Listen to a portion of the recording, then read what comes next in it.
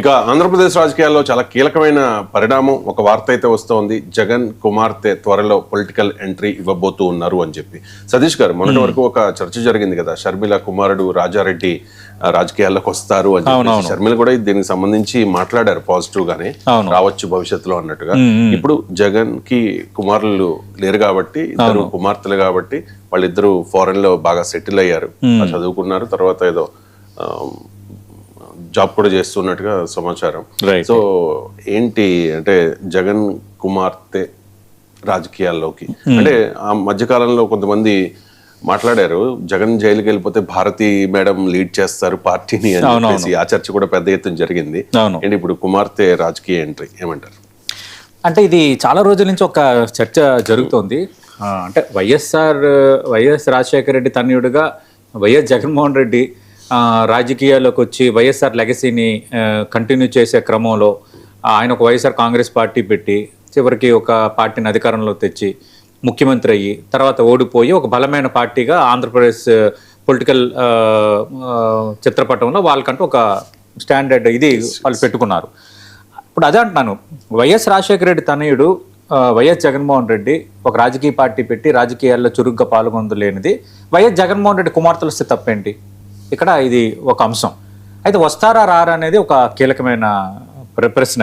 కానీ ఏంటంటే రాజకీయంగా మనం చూస్తే వైఎస్ జగన్మోహన్ రెడ్డికి సంబంధించి వైఎస్ అవినాష్ రెడ్డి ఉన్నారు, అలాగే వైవి సుబ్బారెడ్డి ఆయన ఎంపీగా ఉన్నారు, అలాగే అవినాష్ రెడ్డి కూడా ఎంపీగా ఉన్నారు. వైఎస్ భారతిరెడ్డి వైఎస్ జగన్మోహన్ రెడ్డి మాజీ ముఖ్యమంత్రి వైఎస్ జగన్మోహన్ రెడ్డి సత్యమని ఆమె రాజకీయంగా ఎక్కడ యాక్టివ్గా లేరు. బట్ ఆమె సాక్షి మీడియా వ్యవహారాలు, సాక్షి గ్రూప్కి సంబంధించిన కొన్ని వ్యవహారాలు కీలకంగా వ్యవహరిస్తున్నారు తప్ప ఆమె ఎప్పుడు కూడా పొలిటికల్గా ఎఫిలియేట్ లేరు. ఆమె వైఎస్ఆర్ కాంగ్రెస్ పార్టీలో ఏ విభాగాన్ని లీడ్ చేస్తున్న వాతావరణం ఎక్కడా లేదు. ఎప్పుడు కూడా వైఎస్ఆర్ కాంగ్రెస్ పార్టీ కార్యకలాపాల్లో పాల్గొనడం కానీ, వేలు పెట్టడం కానీ, లేదంటే పార్టీ విస్తృత సమావేశాల్లో కానీ ఎప్పుడు కనిపించారా? ఎప్పుడు కనిపించట్లేదు. ఎందుకంటే ఆమె పాత్ర అలా పోషిస్తున్నారు ఆమె.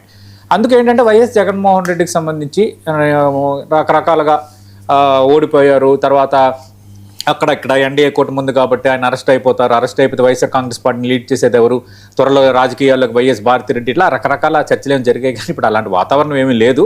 కానీ ఇంకా రకరకాలు ఇప్పుడు వెబ్సైట్లు సోషల్ మీడియాలో వచ్చిన తర్వాత ఇంకా అడ్డోదుపు లేదు కాబట్టి రకరకాల వార్తలు రాస్తుంటారు. ఇక్కడ ఇష్యూ ఏంటంటే ఇప్పుడు జగన్మోహన్ రెడ్డి కుమార్తెలు వస్తారు అన్నది ఒక చర్చ జరుగుతోంది ఇక్కడ. ఎందుకంటే కడప లోక్సభ సీట్ అనేది వైఎస్ఆర్ ఫ్యామిలీకి ఒక రకంగా కంచుకోట. ఒక 1984లోనే తెలుగుదేశం పార్టీ ఇక్కడ గెలిచింది, కానీ ఆ తర్వాత కాంగ్రెస్, తర్వాత వైఎస్ఆర్ కాంగ్రెస్ పార్టీ వచ్చిన తర్వాత వైఎస్ఆర్ కాంగ్రెస్ పార్టీ ఇక్కడ విజయం సాధించిన సందర్భం అయితే ఇక్కడ కనిపిస్తోంది. ఇక్కడ వైఎస్ఆర్ 4 సార్లు ఎంపీగా గెలిస్తే జగన్మోహన్ రెడ్డి 2 సార్లు కడప లోక్సభ స్థానం నుంచి విజయం సాధించారు. ఇప్పుడు ఏంటంటే 2029 నాటికి ఇద్దరు కుమార్తెలకు 25 ఇయర్స్ దాటుతున్నాయి. ఈ 25 ఇయర్స్ అని ఏజ్ ఎందుకు చెప్తున్నానంటే మామూలుగా మనం లోక్సభకి కానీ అసెంబ్లీకి కానీ పోటీ చేయాలంటే కనీస వయసు అది నిబంధనల ప్రకారం. అందుకు అది కూడా ఒక చర్చ జరుగుతోంది. అంటే ఏంటంటే కడప ఎంపీ సీటుకు హర్షారెడ్డిని పోటీ చేస్తే అవినాష్ రెడ్డిని అసెంబ్లీకి పోటీ చేయించాలని వైఎస్ఆర్ కాంగ్రెస్ పార్టీ ఆలోచన చేస్తోంది. అది జమ్మలమడుగు నుంచి పోటీ చేయొచ్చు, లేదంటే వేరేది ఏమైనా కేటాయించవచ్చు అన్నది కొంత పొలిటికల్ సర్కిల్స్లో ఒక చర్చ జరుగుతోంది. ఎందుకంటే వైఎస్ జగన్మోహన్ రెడ్డి పెద్ద కుమార్తె హర్షారెడ్డి ఆమె ప్రతిష్టాత్మక ఇన్సీడ్ బిజినెస్ స్కూల్లో మాస్టర్ డిగ్రీ చేశారు. కొంత సాక్షి మీడియా గ్రూప్ కార్యకలాపాల్లో కూడా కొన్ని అంశాలు పర్యవేక్షిస్తున్నారని కొంత చర్చ అయితే దీని మీద జరుగుతోంది. అయితే వాళ్ళు రాజకీయాల్లోకి వస్తారా రారనేది మనం చెప్పలేం. నేను ఇందాక చెప్పినట్టుగా వైఎస్ భారతిరెడ్డి జగన్మోహన్ రెడ్డి సత్యమైన ఆమె కేవలం వ్యాపార వ్యవహారాల్లో మాత్రమే ఉన్నారు, కానీ రాజకీయ వ్యవహారాల్లో తలదొచ్చడం లేదు. కానీ ఇప్పుడు కుమార్తెలు వస్తున్నారు కాబట్టి కుమార్తెలు యాక్టివ్ అయ్యే పరిస్థితి ఉంది. యాక్టివ్ కావడానికి కూడా మనం తప్పుపట్టలేము.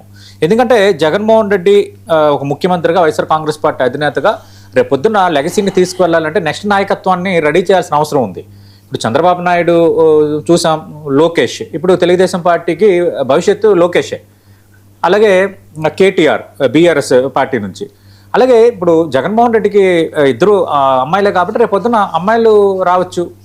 ఎందుకంటే మనం చూసాం ఇక్కడ కవిత, సరే ఇప్పుడు ఆ పార్టీతో కొంత డిఫరెన్స్ ఉన్న కవిత రాజకీయాల్లో యాక్టివ్ అయ్యారు, కనిమొలి, తర్వాత మనం అలా ఎగ్జాంపుల్స్ తీసుకుంటే సుప్రియా సూలే, చాలామంది కుమార్తెలు, చాలామంది నేతల కుమార్తెలు వచ్చి చాలా యాక్టివ్గా రాజకీయాలు నడిపిన పరిస్థితి మనకి ఉంది.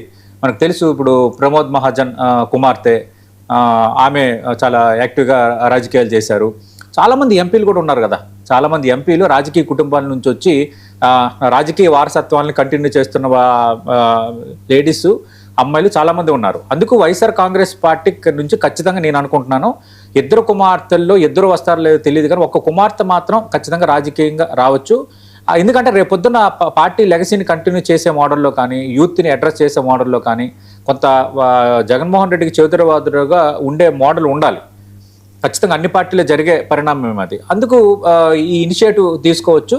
అయితే రాజకీయాల్లో చురుగ్గా పాల్గొనటం వేరు, రెండు ఇది చేయటం వేరు. కానీ ఒక ఎంపీగా ఎలక్ట్ అయినా, ఒక ఎమ్మెల్యేగా ఎలక్ట్ అయినా ఆటోమేటిక్గా ఆ వాగ్దాటి అద్భుతంగా ఉన్న, కొంత ఇనిషియేటివ్స్ తీసుకుంటున్నా, కొంత ఆటోమేటిక్గా వాళ్ళు ఎమర్జ్ అయ్యే అవకాశం అనేది ఉంటుంది. అది పార్టీ కూడా ప్లస్ అయ్యే అవకాశం అనేది ఉంటుంది. కాబట్టి ఇది కాదనని మనం అనలేము.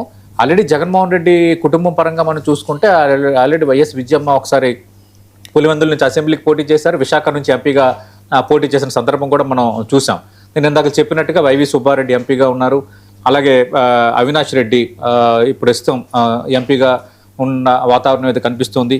ఏదేమైనా ఓవరాల్గా చూసుకుంటున్నప్పుడు ఈ చర్చ అయితే బలంగా జరుగుతోంది. హర్షారెడ్డి పోటీ చేస్తారని చర్చ జరుగుతోంది. అయితే హర్షారెడ్డి కడప లోక్సభ నుంచి ఎంపీగా పోటీ చేస్తే వైఎస్ అవినాష్ రెడ్డి జమ్మల మడుగు అంటున్నారు. కానీ ఇప్పుడు సమస్య ఏముందంటే, ఒకవేళ డీలిమిటేషన్ జరిగితే పులివెందులు ఎస్సీ రిజర్వ్ అవుతుందని చర్చ జరుగుతుంది.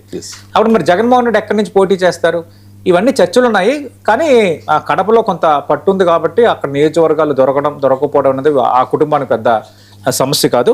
ఏదేమైనా ఒకవేళ హర్షారెడ్డి గనుక వస్తే మాత్రం కొంచెం పొలిటికల్గా మూవ్ ఉండేటట్టే.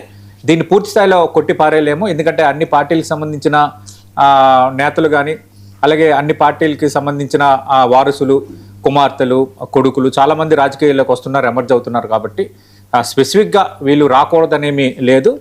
ఖచ్చితంగా నేను అనుకుంటున్నా ఇద్దరులో ఒకరైనా రాజకీయంగా వచ్చే అవకాశం అయితే ఖచ్చితంగా ఉంది. అది వైఎస్ఆర్ కాంగ్రెస్ పార్టీకి అవసరం. వైఎస్ జగన్మోహన్ రెడ్డి ఎలా తన తండ్రి వైఎస్ఆర్ లెగసీని కంటిన్యూ చేస్తున్నారో, వైఎస్ఆర్ లెగసీ అలాగే వైఎస్ జగన్మోహన్ రెడ్డి విజన్, ఈ రెండింటిని పట్టుకుపోవడానికి నెక్స్ట్ తరం ఉండాలి. ఆ మోడల్స్లే మనం చూసాం. ఇప్పుడు కేటీఆర్ కానీ లోకేష్ ఇట్లా మోడల్స్ చూసాం. కాబట్టి ఈ మోడల్లో ఎమర్జ్ అయ్యే అవకాశం ఉంది. అయితే తర్వాత వాళ్ళు ఎంత గట్టిగా నిలదొక్కుంటారు అనేది వాళ్ళ వ్యక్తిగత టాలెంట్ పైన